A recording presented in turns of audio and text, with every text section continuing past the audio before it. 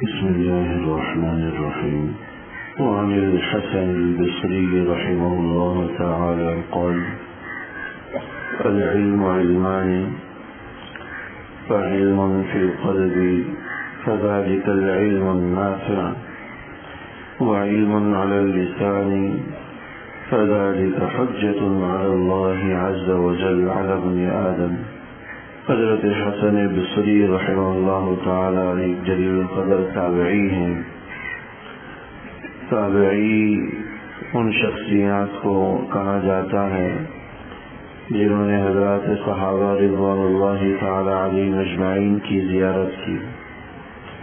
جس طرح کہ حضور نبی اکرم صلی اللہ علیہ وسلم کی زیارت کرنے والے کو صحابی کہا جاتا ہے، تو صحابی کی زیارت کرنے والے کو تابعی، اور جس نے تابعی کی زیارت کی ہو اسے تبع تابعی کہا جاتا. تو حضرت حسن بصری رحمہ اللہ تعالی یہ تابعی ہیں. ان سے یہ جملہ منقول ہے کہ العلم علمان، کہ علم کی بس دو ہی قسمیں ہیں. علم فی القلب فذلک العلم النافع، ایک دل کا علم ہوتا ہے جو کہ وہ علم ہوتا ہے جو نفع دیتا ہے، فائدہ دیتا ہے.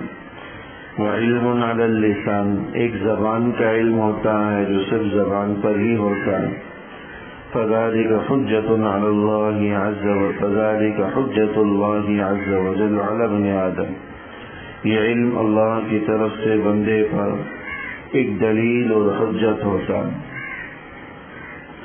اس جملے کے اندر حضرت حسن بصری رحمہ اللہ تعالی جو بات ارشاد فرمانا چاہ رہے ہیں کہ علم دو طرح کا ہوتا ہے. ایک علم فی القلب، اس سے مراد وہ علم ہے جس کے مطابق انسان کا عمل بھی ہو، جو انسان کے دل میں ہو. فذلک العلم النافع، یہ وہ علم ہے جو نفع دیتا ہے.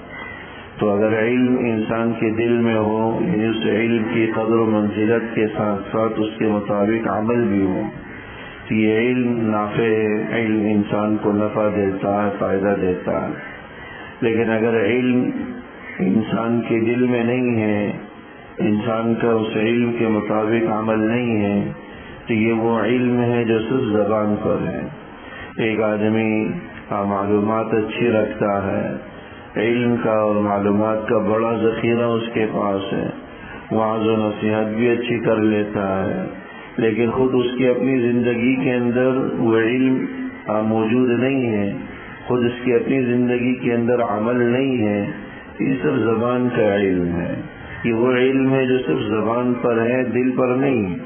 کیونکہ جو چیز دل میں ہوتی ہے اس کی قدر کی جاتی ہے، جو چیز دل میں ہوتی ہے اس کی جو ہے اس کا احترام کیا جاتا ہے، اس کے مطابق عمل کیا جاتا ہے.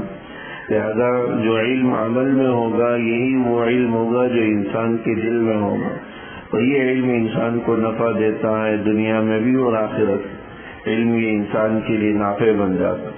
بعض روایات کے اندر آتا ہے کہ من یرید اللہ بہ خیرا یفقہہ فی الدین، کہ اللہ جب کسی بندے کے ساتھ خیر اور بھلائی کا ارادہ کرتا ہے تو اس کو دین کی سمجھ عطا فرماتا ہے، دین کا علم عطا فرماتا ہے. تفقہ فی الدین کا مطلب ہوتا ہے دین کی سمجھ. یہ دین کی سمجھ کا مل جانا، دین کا علم مل جانا، یہ اس بات کی دلیل ہے کہ اللہ نے اس بندے کے ساتھ خیر کا اور بھلائی کا ارادہ کیا. کل قیامت والے دن اللہ جل شانہ ایسے لوگوں کو معاف فرمائے گا جن کو اللہ نے دین کا علم دیا ہو، اور یہ فرمائے گا کہ میں نے تمہیں دین کا علم اس لیے نہیں دیا تھا کہ تمہیں جہنم کی آگ میں دھکیل دوں، کیونکہ علم ہی اللہ کی ایک صفت، اللہ کا خاص وصف ہے علم. تو جس بندے کو اللہ عطا کرتا ہے تو گویا کہ اپنی صفات میں سے عطا کرتا ہے. اللہ فرمائے گا کہ میں نے اس لیے نہیں دیا تھا کہ تمہیں کل قیامت والے دن عذاب دوں، کل قیامت والے دن سزا دوں. تو جس کو ساتھ اللہ خیر کا ارادہ فرماتا ہے اس کو تفقہ فی الدین یعنی دین کی سمجھ اور دین کا علم عطا فرماتا ہے. یہ علم انسان کے لیے نافع ہوتا ہے دنیا اور آخرت. وعلم علی اللسان، دوسرا علم جو ہوتا ہے جو صرف زبان پر ہوتا ہے. میں نے عرض کیا تھا کہ اس سے مراد وہ علم ہے جس کے مطابق انسان کا عمل نہ ہو. معلومات ہیں اور عمل نہیں ہے تو یہ سب زبانی علم ہے، زبانی جمع خرچ. فذلك حجة على الله فذلك حجة الله عز وجل على ابن آدم. یہ علم جو انسان کی زبان پر ہے، عمل پر نہیں ہے، یہ اللہ جل شانہ کی طرف سے ایک دلیل ہے، ایک حجت ہے انسان پر. لیکن قیامت والے دن اللہ اس کی بنیاد پر بات پرس کرے گا کہ میں نے تمہیں علم سے نوازا تھا، تمہیں اپنی خاص صفت سے نوازا تھا، تم نے اس کے مطابق عمل کیوں نہیں کی.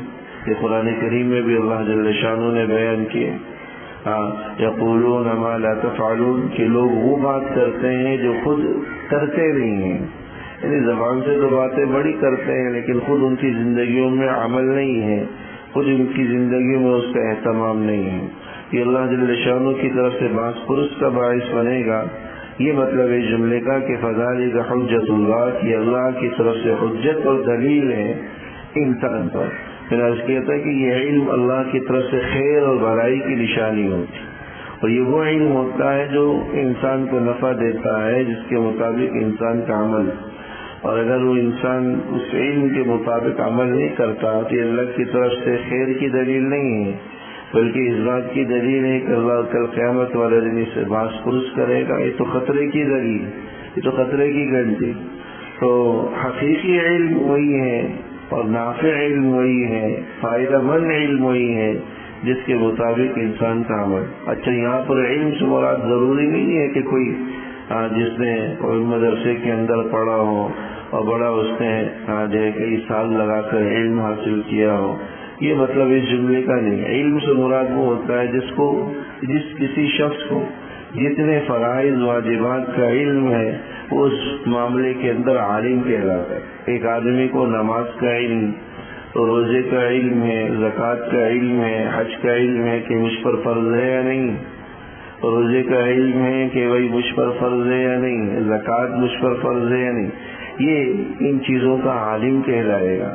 اب اگر یہ چیزیں اس کی زندگی میں ہوں، عمل بھی ہو کہ وہ نماز کا بھی اہتمام کرتا ہے، پتہ ہے نماز فرض ہے، بالغ ہو جانے کے بعد لازمی ہو جاتی ہے، پھر بھی اگر اس کے مطابق عمل نہیں کرتا تو یہ وہ علم ہے جو اس کی زبان پر ہے، یہ علم نافع نہیں. اگر اس کے مطابق عمل کرتا ہے، نمازوں کا اہتمام کرتا ہے، زکوٰۃ لازم ہے، اس کو پتہ ہے، زکوٰۃ کی ادائیگی کی فکر کرتا ہے، تمام کرتا ہے، تو یہ علم دل کا علم ہے. فذلک العلم النافع، یہ نفع بخش علم ہے، فائدہ دینے والا علم ہے، اللہ کی طرف سے خیر کی علامت ہے، خیر کی دلیل ہے. اس کو علم نافع فرمایا گیا.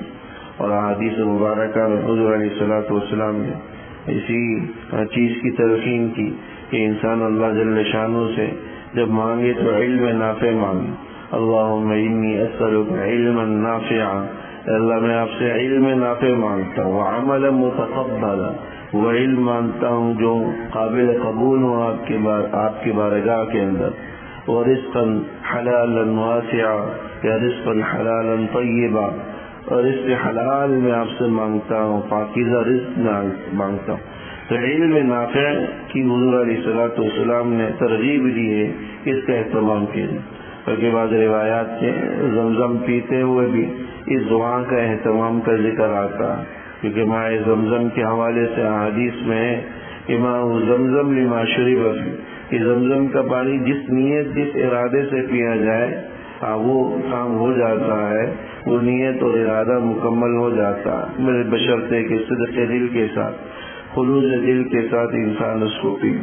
تو یہ علم نافع ہے جس کے مطابق انسان کا عمل ہو، اور جو علم خالی کھولی زبان پر ہو، عمل پر نہ ہو، یہ اللہ کی طرف سے کل قیامت کے دن پکڑ کا باعث بنے گا کہ ہم نے تمہیں علم دیا تھا، تم نے اس کے مطابق عمل کیا یا نہیں کیا، کہ اللہ کی طرف سے سزا اور گرفت کا باعث بنے. اللہ جل شانہ علم نافع نصیب فرمائے. ربنا تقبل منا انك انت السميع وتب علينا انك انت التواب الرحيم. صلى الله تعالى على خير خلقه محمد وآله وصحبه آمين برحمتك.